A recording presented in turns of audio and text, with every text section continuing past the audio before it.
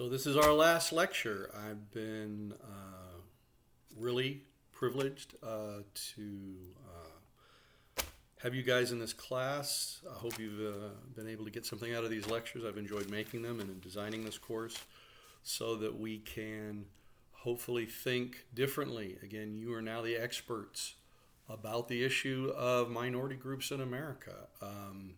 And sort of the last element, we're still talking about poverty and class as the last group. But what are some of these points that I'm hopefully trying to make and get you to wrestle with? One is that we make the differences between human beings important. We make the us and the them important. We don't have to. Race and ethnicity or sexual orientation, for example, are arbitrary. Having attached or non-attached earlobes could be a difference. We could make that, but we don't. Lactose intolerance, that could be a different reason to divide us, but we don't. And actually, lactose intolerant takes much more DNA than making skin tone dark or light. It's arbitrary. We've made it important. Social groups have made it important, and then they use that power, that social power, sometimes violent power, against it. We make the us and them groups. And to show the randomness of that, we chose, we were hunted at one time by wolves, and now we have them as pets and, have them in our house with matching sweaters. So clearly, we as human beings choose things that we value and don't value, and we try to, I think, backfill that it always makes sense, and when in fact it may not, particularly the issues about ethnicity, about abilityism, poverty, which we construct, and going on, once we make a social thing, we create a system to maintain that thing, and that's what we call social institutions, which you probably remember from your introduction to sociology class, that we enforce and replicate things like racism and division. For instance, let's look at education, for example, in the United States. First, it was only made available to white men with money. We think it's natural, but the first and best centers of learning were actually not in white-centered Europe, but in Africa, like Egypt, Alexandria, Timbuktu, and Morocco. Casablanca and others in Morocco. But have we said before, well, we can't let Africans learn, they can't learn? Yes, we maintain that division. So at one point we know that there's all of this learning that came from both the Muslim and African world. Egypt, huge buildings and amazing civilization there in Africa. But what do? We create an institution by white people to say that doesn't count, and we need to keep black folks and anybody that's an other away from education, and that we as white men are the superior. Then we went on and said, women couldn't learn. We actually had people saying that education and learning was actually bad for women. Then once we created this message, we kept reinforcing it, the message that blacks couldn't learn, pictures and the culture here in America, always reinforcing this idea of African American and African inferiority, female inferiority. And even though lots of known history, we know that isn't true, we rewrote it. Even issues like homosexuality. In the ancient world, they would have said,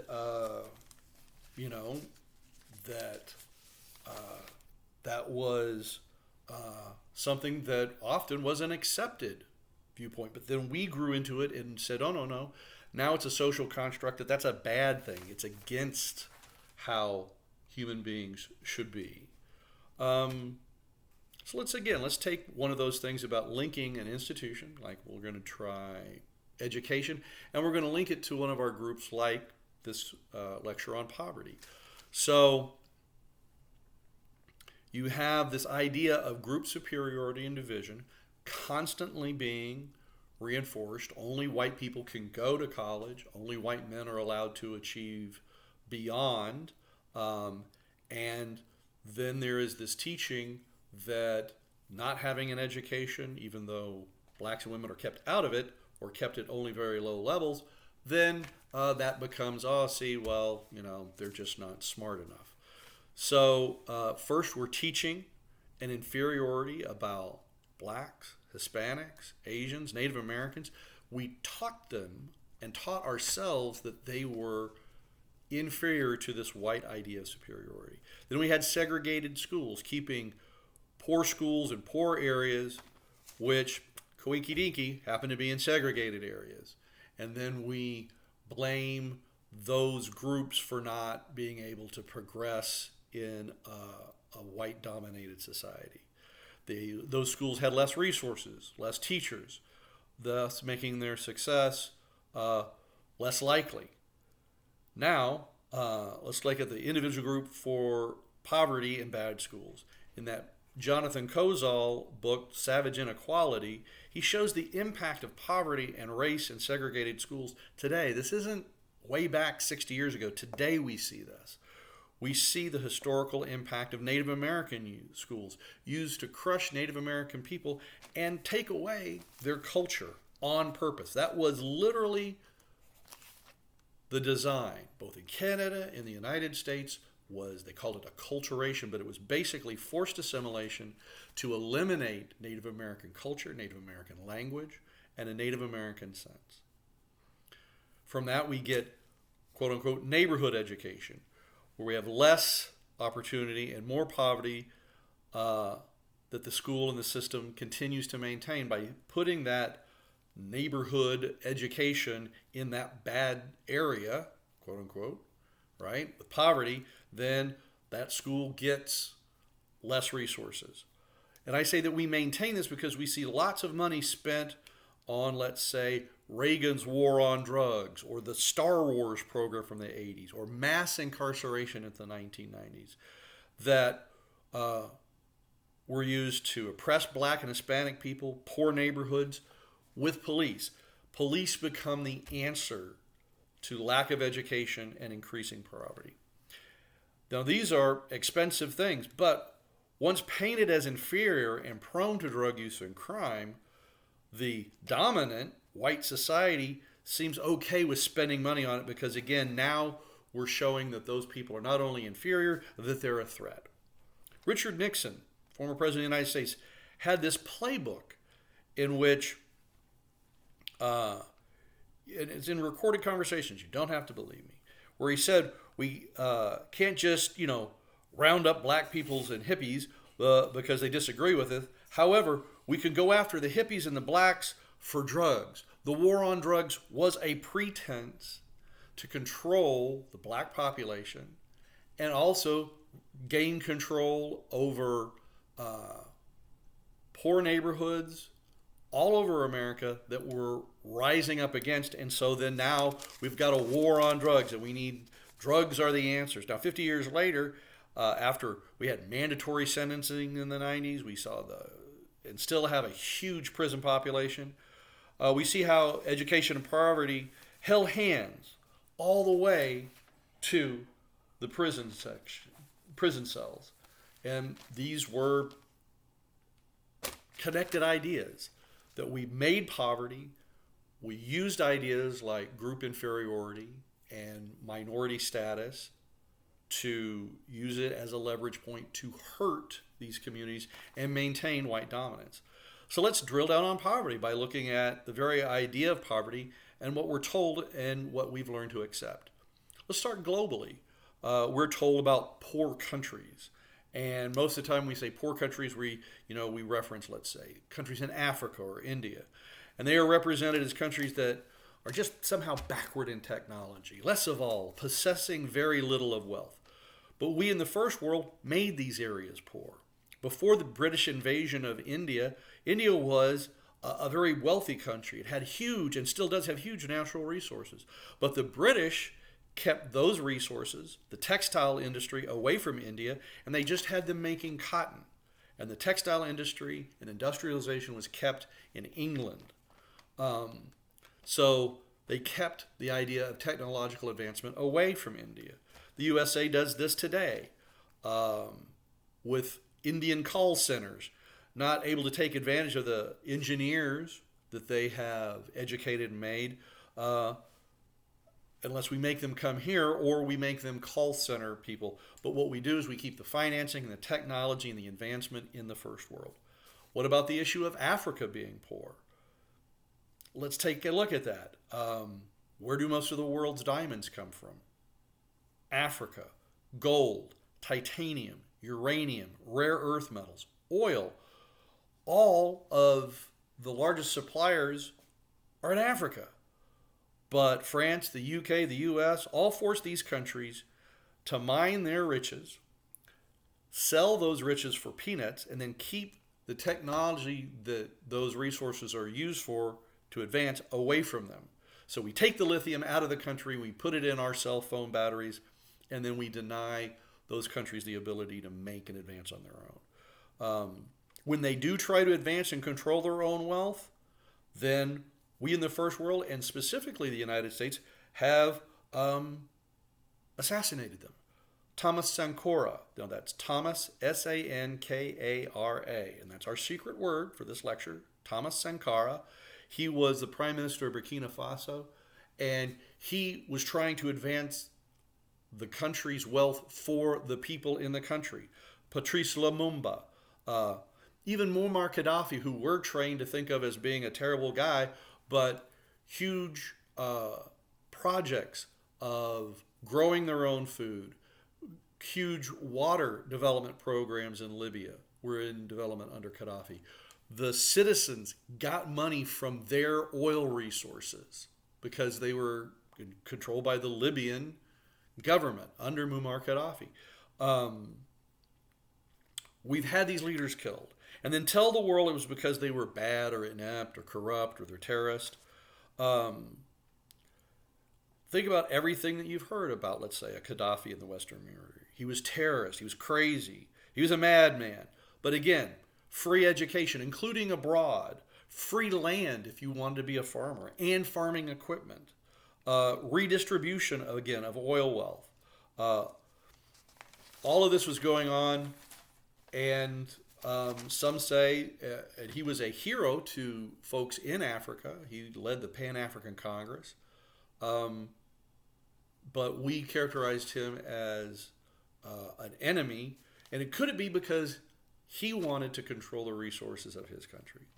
Even right now, the U.S. has built military bases all over the world, some 700 of them, to keep countries in line and to keep them poor. China, on the other hand, that's our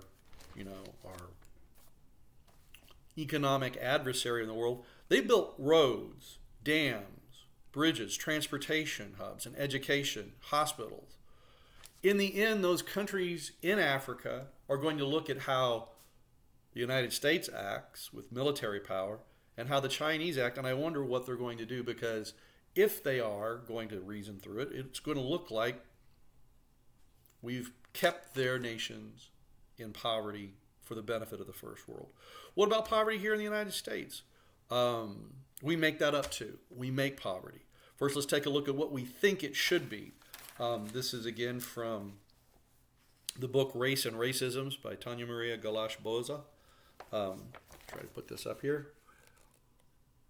What you see there at the bottom is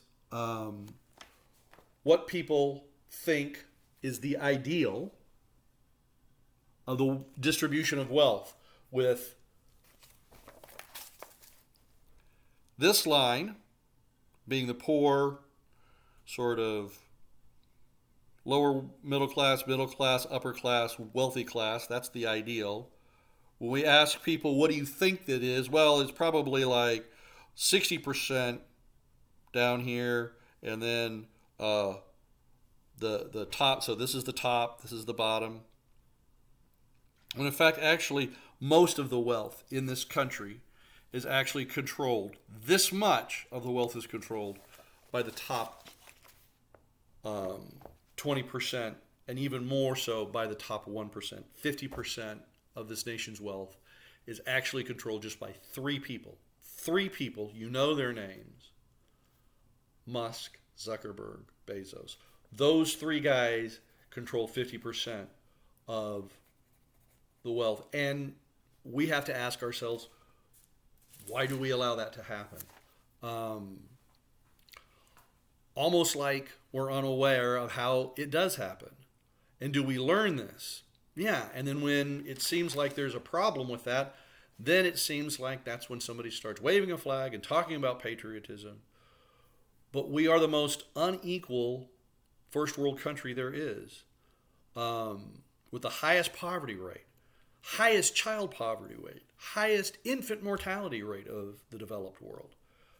That's hardly something to be patriotic and wave a flag about.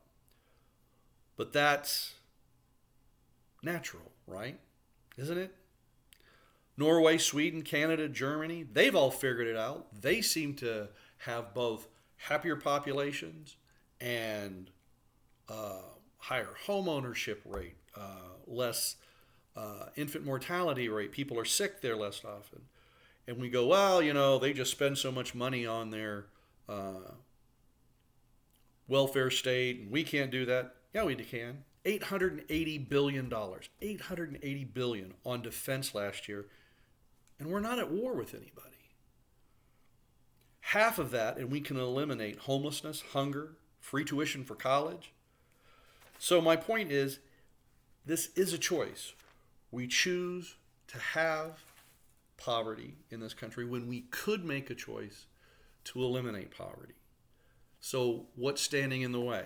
Well, as sociologists, we say it's not a thing. It's this development of superior and inferior groups, the development of racism over time in our institutions like politics, education, even religion, that continues to reify and say, oh, it's all natural, it's all okay.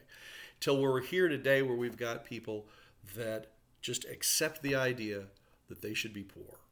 And I'm going to say we shouldn't. Anyway, hope you've enjoyed this class. I've enjoyed having you. And good luck on the next and last test.